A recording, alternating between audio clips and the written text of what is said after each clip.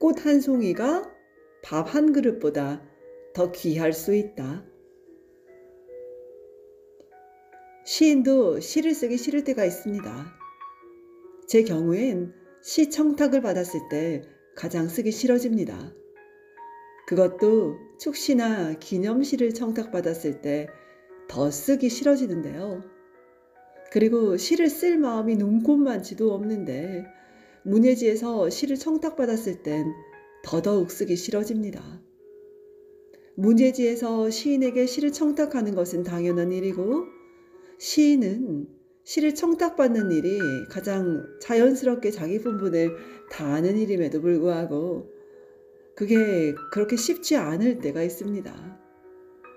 그래도 청탁해주는 편집자가 고마워서 시를 쓰겠다고 덜컥 약속해버리고 나면 그 순간부터 시가 쓰기 싫어져 몸부림을 치게 되는데요. 어디 멀리 도망이라도 가고 싶어지더라고요.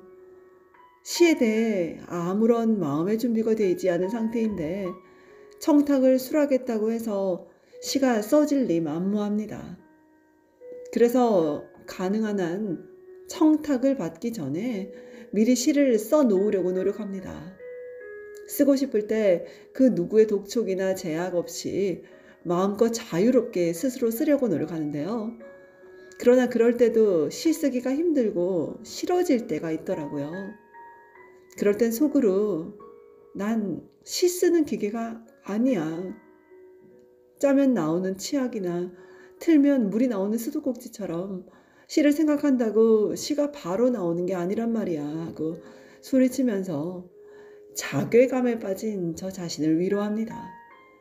어떤 경우에도 열심히 시를 써야 한다고 시를 쓰는 일도 노력하는 일이라고 제 가슴을 제가 쓰다듬을 때도 물론 있겠죠. 그렇지만 시의 가슴이 막힐 때가 한두 번이 아니었어요. 시 쓰기가 이렇게 어렵다면 아예 포기하는 게 더 낫지 않을까 하고 절망할 때도 있습니다. 그럴 때마다 1968년 대학 1학년 시절을 회상합니다. 그때 서울 전농동에서 자취를 했는데요. 말이 자취지. 잠만 월세방에서 자고 밥은 대부분 밖에서 사 먹었어요. 그때 제일 싸고 배불리 먹을 수 있는 게 바로 유부국수였는데 유부국수 한 그릇 값이 30원이었습니다. 고향에서 부모님이 보내주시는 돈이 한 달에 5,000원이어서 그 돈에서 반값을 반제하고 나면 하루 100원 이상 쓰질 못했어요. 그나마 일주일 정도는 유부국수조차 사 먹을 돈이 없었고요.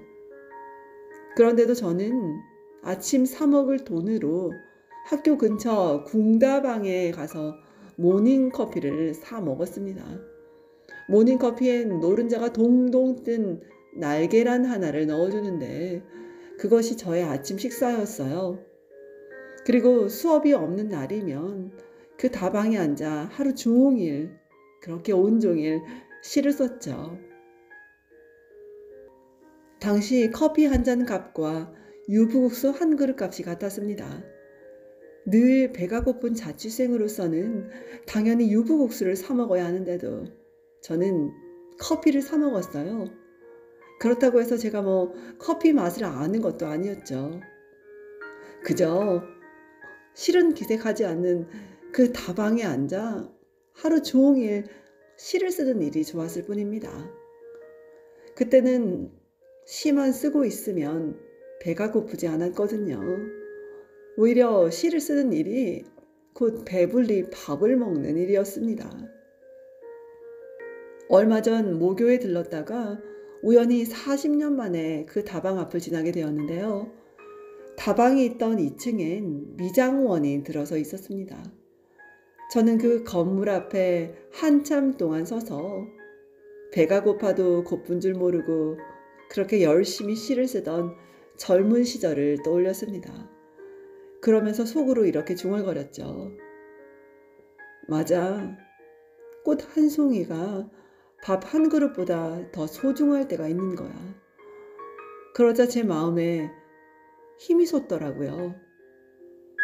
그동안 청춘의 산맥을 넘어 장년의 강을 건너 노년의 산기슭을 바라보지 않으면 안 되는 나이가 되었습니다. 지금껏 저 자신도 인식하지 못하는 사이에 그만 꽃보다 밥을 위해 더 열심히 살아온 게 아닌가 하는 생각이 들더라고요. 그런 생각은 오랫동안 자성의 시간을 갖게 해주었는데요. 그리고 그 시간은 저로 하여금 다시 그 청춘의 시절처럼 밥보다 꽃을 더 소중하게 생각할 수 있게 해주었습니다. 행여 지금 제가 아름답다면 그래도 청춘 시절에 밥보다 꽃을 소중하게 생각했기 때문입니다. 행여 지금 제가 아름다움을 잃었다면 꽃보다 밥을 더 소중하게 생각했기 때문입니다. 그래요. 꽃이 없으면 제 삶은 아름다워지지 않습니다. 제 삶에 꽃이 피지 않으면 봄도 가을도 오지 않겠죠. 제 삶에 꽃이 더 소중해야 비로소 저는 한 사람 아름다운 인간이 되리라 믿습니다. 물론 꽃이 중요한 만큼 밥도 중요합니다. 그러나 항상 밥이 중요한 것은 아니라고 생각해요. 그렇다고 해서 항상 꽃이 중요한 것도 아닐 테고요. 문제는 항상 밥이 중요하다고 생각하면서 오늘을 살고 있다는 데 있지 않을까요? 갈수록 내 삶이 아름다움을 잃고 피폐해진다면 바로 그런 문제 때문일 거라고 생각해요. 지금부터라도 저는 밥의 절대적 필요성에 매달려 살고 싶지는 않습니다. 아무리 시쓰기가 고통스럽다 하더라도 20대 때처럼 열심히 시를 쓰며 살고 싶어요. 인간인 저는 꽃처럼 아름다워야 하기 때문입니다. 그것이 인간으로서 저의 가장 기본적인 의무일 테고요. 밥이 없으면 인간이 존재할 수 없지만 꽃이 없으면 인간이 존재하더라도 아름다워질 수 없습니다. 오늘도 제가 쓴 시 밥 먹는 법을 읽으며 밥을 어떻게 먹어야 인간으로서 가장 아름다울 수 있는지 생각해 봅니다. 밥상 앞에 무릎을 꿇지 말 것. 눈물로 만든 밥보다 모래로 만든 법을 먼저 먹을 것. 무엇보다 전시된 밥은 먹지 말 것. 먹더라도 혼자 먹을 것. 아니면 차라리 굶을 것. 굶어서 가벼워질 것. 때때로 바람 부는 날이면 풀잎을 햇살에 비벼 먹을 것. 그래도 그렇게 배가 고프면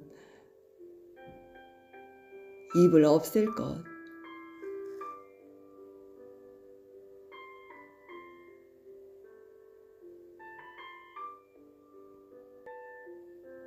시인이 그렇게 배가 고픈 자취생 시절임에도 불구하고 배를 든든히 채울 수 있는 유부국수를 사 먹지 않고 커피를 사 마셨다는 이야기가 정말로 인상 깊습니다. 배를 든든히 채울 수 있는 유부국수가 좀 많은 사람들이 추구하는 세상적인 가치라면 시인이 그렇게 사 마시고 행복했던 그 커피는 그런 세상적 가치를 넘어서는 그보다 더 가치 있고 값진 어떤 것일까 하는 생각을 한번 해보게 되는데요. 근데 저도 먹고 살기 위해 아둥바둥 그렇게 하루하루를 살아가고 있지만 그 밥을 넘어 내가 진정 추구해야 할 가치는 무엇인가, 또 그것으로 인해서 내가 정말 인간다워질 수 있는 가치는 무엇인가 하는 것을 돌이켜 생각해 보게 됩니다. 이상 내 인생의 용기가 되어준 한마디 책을 낭독해 보았습니다. 오늘도 여러분 좋은 날 되십시오. 고맙습니다.